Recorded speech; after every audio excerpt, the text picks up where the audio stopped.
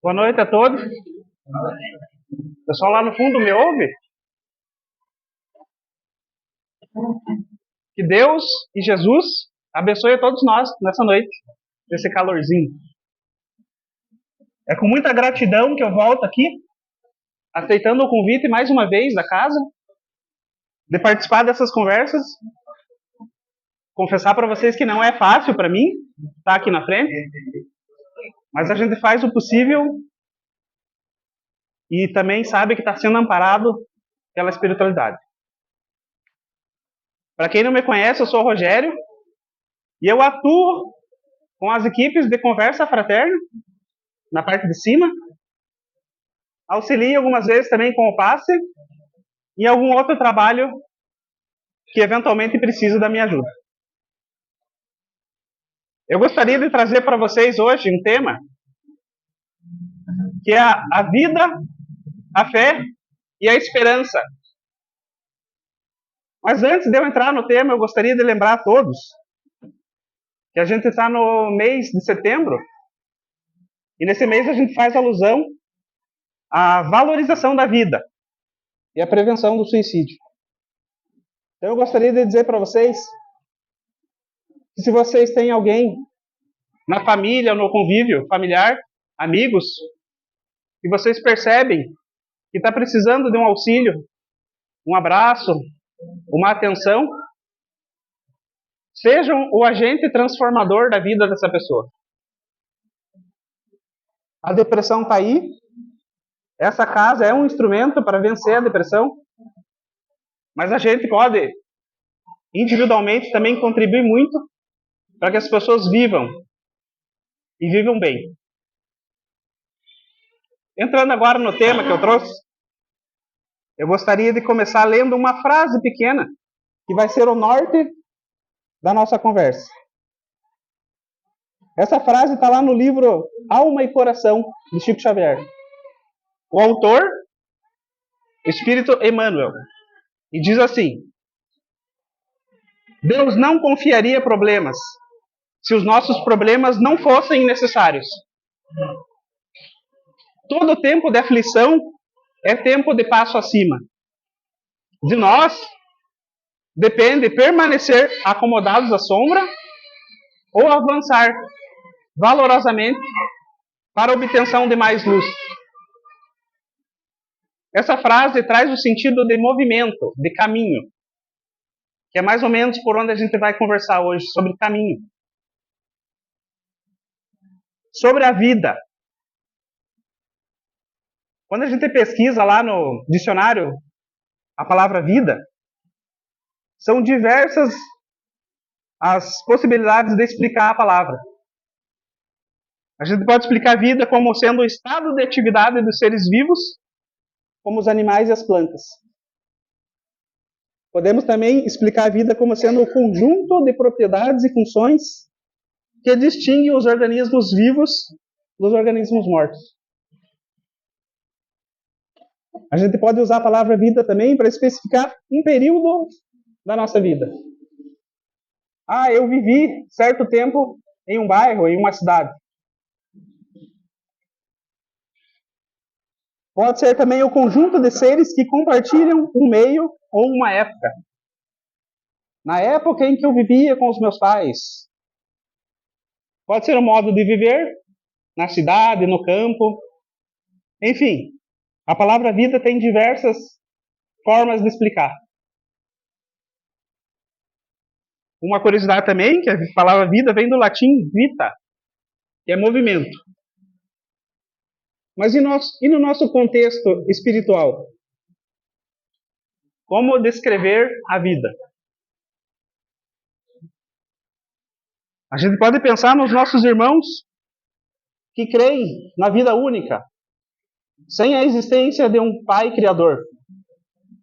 Os nossos irmãos ateus, que com muito respeito a gente cita eles, respeitando a forma de pensar. Para eles, vida é o período entre o nascimento e a morte. Nada antes e nada depois. Agora, para os que creem na vida única, a vida inicia no nascimento, chega até a morte e reinicia no reino dos céus. Citando aqui os nossos irmãos católicos, evangélicos. E para os espiritualistas, os espíritas e os reencarnacionistas. A vida começa exatamente quando a gente deixa de ser parte do Criador e se torna um espírito. E essa vida não tem fim. Ela é eterna. Para aquele que crê nas múltiplas vidas ou existências, cada vez que nós aparecemos aqui, neste mundo, é um novo passo, uma nova oportunidade, um novo objetivo e uma nova missão.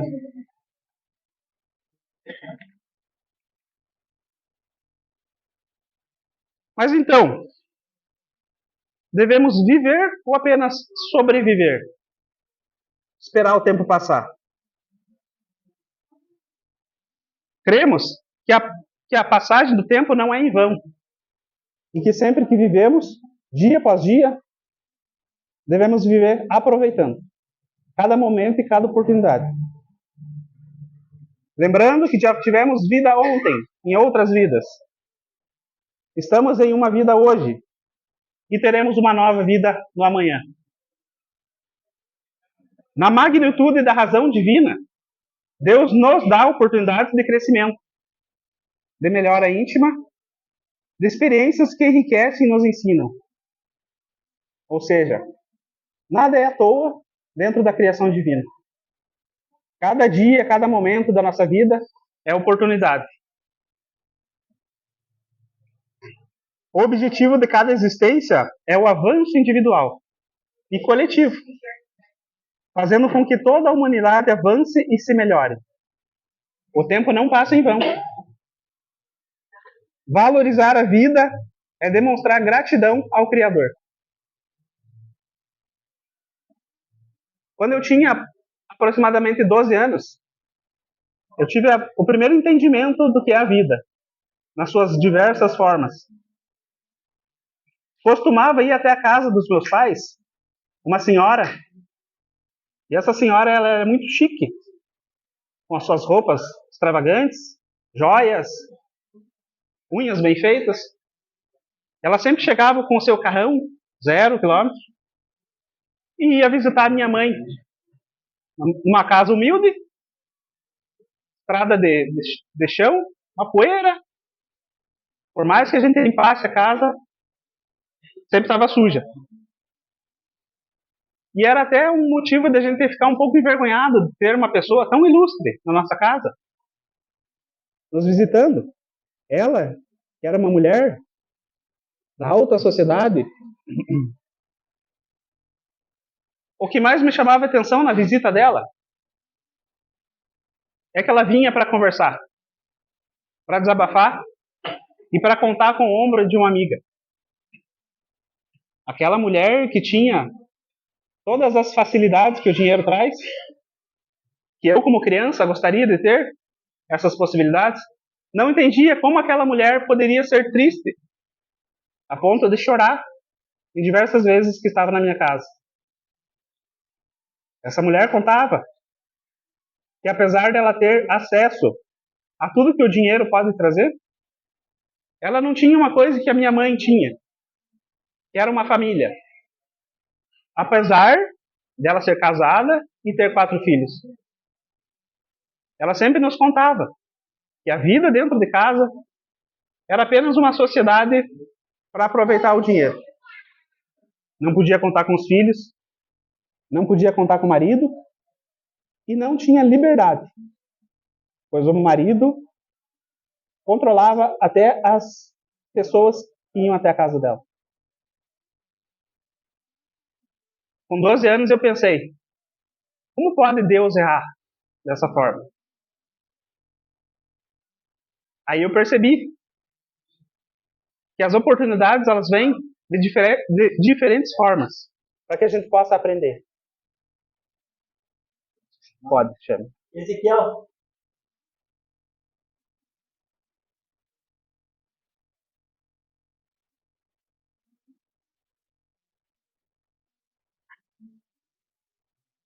Aquela mulher podia comprar tudo que era de material, mas ela não conseguia comprar a própria felicidade.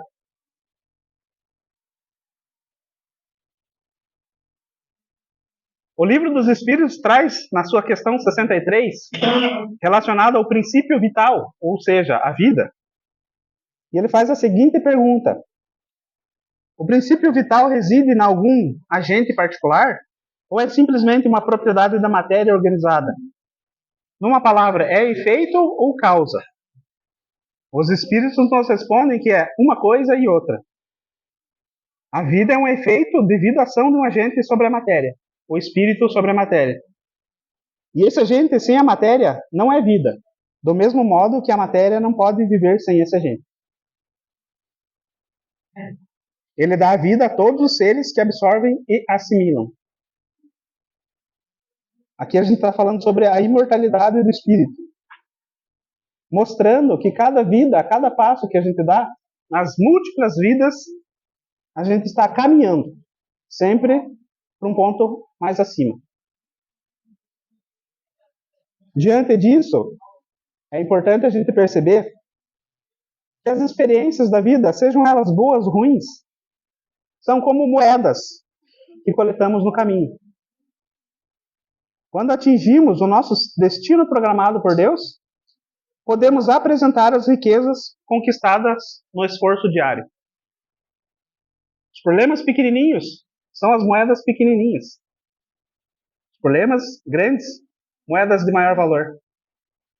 Os momentos bons também são riquezas que acumulamos. Lembremos todos, ontem já experimentamos provas mais duras. Amanhã estaremos em caminho mais suave.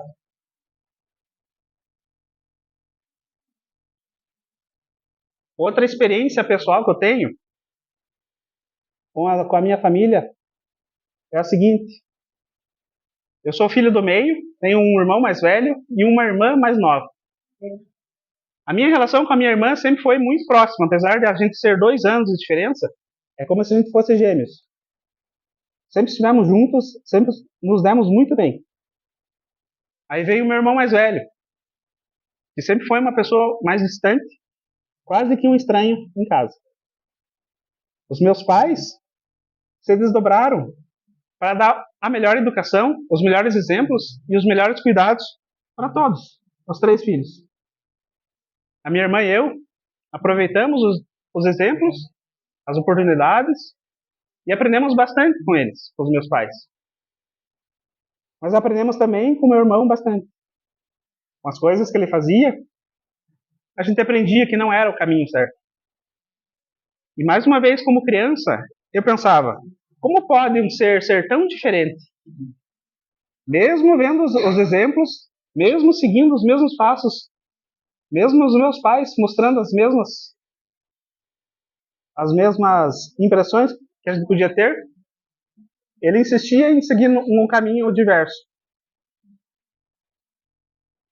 Confesso que por algumas vezes, vendo o sofrimento da minha mãe e do meu pai, eu até desejei, errado, que ele sumisse, né? Fosse para outro lugar, saísse de casa, ou Deus pudesse levar. Eu não entendi ainda a diferença que tinha cada espírito, cada filho de Deus. E se esse meu irmão estava conosco, é porque ele precisava aprender com exemplos e ensinar também.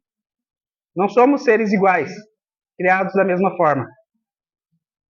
Mas somos criados por Deus para que com a vida e com a experiência diária a gente possa evoluir e nos melhorar enquanto espíritos de Deus. A vida espiritual é a vida normal do espírito. É eterna. A vida corporal, essa que estamos passando aqui, é transitória. É passageira. Não passa de um instante na eternidade. O mais importante de entender é que a vida é caminho. E não existe atalho, como também não avança quem senta e desiste. Agora que a gente já entendeu que a vida é caminho, a gente pode falar um pouquinho de fé. Se a vida é caminho, a fé é o combustível que nos move. É o nosso transporte. Tem uma frase no Evangelho segundo o Espiritismo que diz o seguinte: fé inabalável é somente a que pode encarar a razão face a face, em todas as épocas da humanidade. Então a fé é aquilo que a gente explica e entende em todos os momentos da nossa vida. Quando é uma fé firme, quando é uma fé sem dúvidas. Pode vir a tempestade que vir, e a fé continua inabalável. Ter fé é guardar no coração a luminosa certeza em Deus. Conseguir a fé é alcançar a possibilidade de não mais dizer eu creio, mas afirmar eu sei, com todos os valores da razão, tocados pela luz do sentimento. Eu acho que tem uma história que resume bem o que é fé. É bem simples a história, mas demonstra o que é a fé em qualquer momento da nossa vida. A história do seu Zé. Seu Zé era um senhor de mais de 60 anos que, por causa dos problemas da vida, as dificuldades, se encontrava sozinho. Era morador da rua e passava os dias juntando material reciclável para conseguir o seu sustento. Seu Zé tinha muita fé e todo dia, ao meio-dia, ele passava em frente a uma igreja, deixava seu carrinho do lado, entrava na igreja, ia até a frente do altar, na cruz, fazia uma pequena oração e saía. O padre, que sempre estava por ali, e tinha um pouco de receio, porque a igreja tinha coisas de valor, um dia perguntou: irmão, você sempre entra aqui na igreja ao meio-dia? Fica só um pouquinho e já sai? O que vem buscar? Seu Zé, muito humilde, diz assim: ah, padre, eu só venho fazer uma oração e saio num minuto. O padre pergunta: mas é estranho que você faça uma oração tão rápida. Ah, padre, eu não sei essas orações grandes, então eu só venho aqui e digo: oi, Jesus, eu sou o Zé e vim te visitar. Um dia o Zé sofreu um acidente e foi internado. E lá no hospital, o seu Zé, ele exercia uma grande influência nos doentes. Todas as pessoas se alegravam perto do seu Zé. Uma enfermeira se aproximou do seu Zé e disse: seu Zé, percebo que o senhor é muito feliz, muito alegre, né? Você pode me contar por o motivo da sua alegria? Então a enfermeira perguntou: mas seu Zé, qual é o motivo da sua alegria? Seu Zé respondeu assim: ah, eu fico muito feliz com a visita que eu recebo todos os dias aqui. A enfermeira notou que a cadeira ao lado do leito do seu Zé sempre estava vazia. Ninguém visitava o seu Zé, ele era uma pessoa sozinha. Mas seu Zé, quem vem te visitar? Seu Zé então responde: todo dia ao meio-dia, ele vem e senta aqui no pé da cama, olha para mim, sorri e diz: oi Zé, eu sou Jesus e vim te visitar. A história é singela, mas mostra o poder da fé. No livro Nosso Lar, a gente tem uma frase sobre fé também, muito interessante. Os espíritos aconselham André Luiz sobre o seguinte: em todos os lugares, um grande amor pode socorrer o amor menor, aumentando as fronteiras e elevando para o alto. E em toda parte, a grande fé, vitoriosa e sublime, pode auxiliar a fé pequenininha e vacilante, arrebatando as culminâncias da vida. Então, se a nossa fé ainda é pequenininha, tenhamos a certeza que estamos cercados por irmãos com muita fé e que estão nos ajudando. E sobre a esperança, Se a vida é o caminho e a fé é o combustível, a esperança é a nossa bússola. Ninguém começa uma viagem sem saber o destino. E ninguém chega nesse destino sem saber o caminho, sem percorrer o caminho e sem o combustível da fé. Um espírito chamado Bezerra de Menezes, inclusive, nos visita aqui nessa casa de vez em quando, passou a seguinte mensagem para o médium Divaldo Franco: nunca penseis que estáis a sós. O Senhor segue à frente e seus emissários socorrem-vos, amparando-vos, inspirando-vos e sustentando-vos nos momentos mais difíceis. Então, quando pensarmos em vida, em caminho, tenhamos a fé de que não estamos sozinhos. Muitos irmãos velam por nós e nos ajudam, torcendo para que a gente possa fazer o nosso caminho. É preciso que você tenha uma esperança baseada na confiança plena de que tudo acaba bem. Porque essa confiança é calcada nas leis divinas que regem o universo, com uma precisão infalível. Tudo o que acontece na nossa vida não é por acaso e não é em vão. O crescimento é contínuo, por mais difícil que seja. No começo da nossa conversa, eu citei uma frase, e eu gostaria de ler o texto que contém essa frase. Não é um texto longo, se chama Passo Acima. Burilamento moral e prática do bem constituem o clima da caminhada para frente, no reino do Espírito. Mas não podemos esquecer que todo obstáculo é marcado de oportunidade de passo acima, na senda da elevação. A palavra caminho aparecendo mais uma vez. Na escola, forma-se o aluno, teste a teste, para que se lhe garanta o aprendizado cultural. Bom? No educandário da vida, o espírito, de prova em prova, adquire o mérito indispensável para a escalada evolutiva. Toda lição guarda o objetivo nobre, que se deve alcançar através do estudo. Qualquer dificuldade se reveste de valor espiritual, que precisamos saber extrair para que faça acompanhar o proveito justo.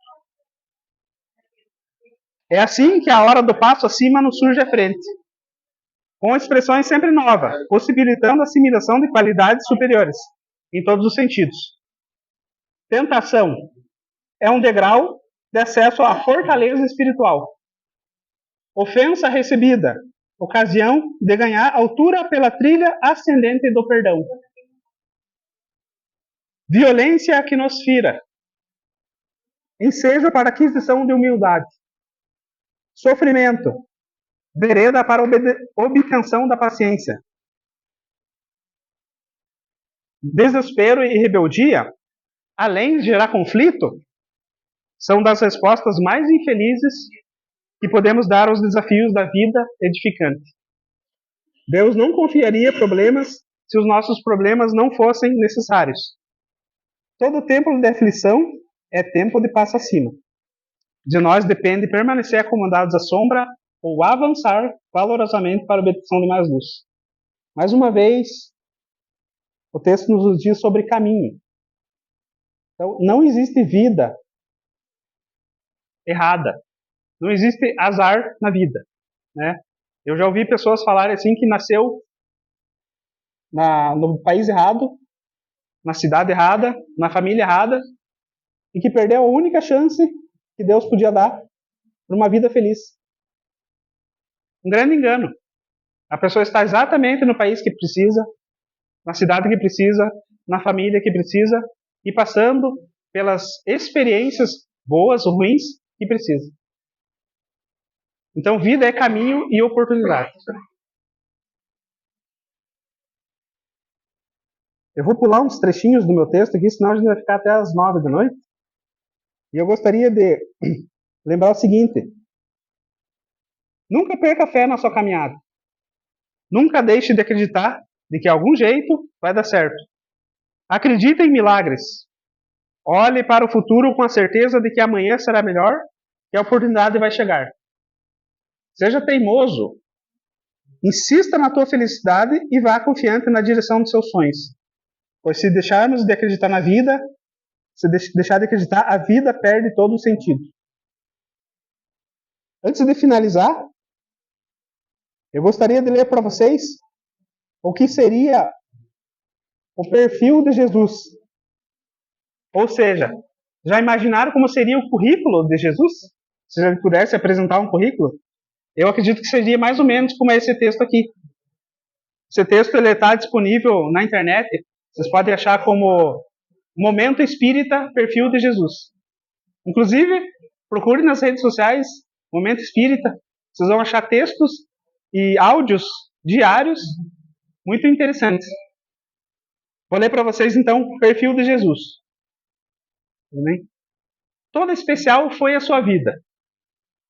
Anunciado por profecias e sonhos e anjos, ele esteve aguardado pela ansiedade do povo, pelo orgulho nacional de raça e o despotismo dos dominadores políticos que desejavam guerreiro, arbitrário e apaixonado. Quando o silêncio espiritual pairava em Israel, ele nasceu no anonimato de uma noite gentil, numa manjedoura, cercado por animais domésticos e assistido pelo amor dos pais humildes, sem outras testemunhas.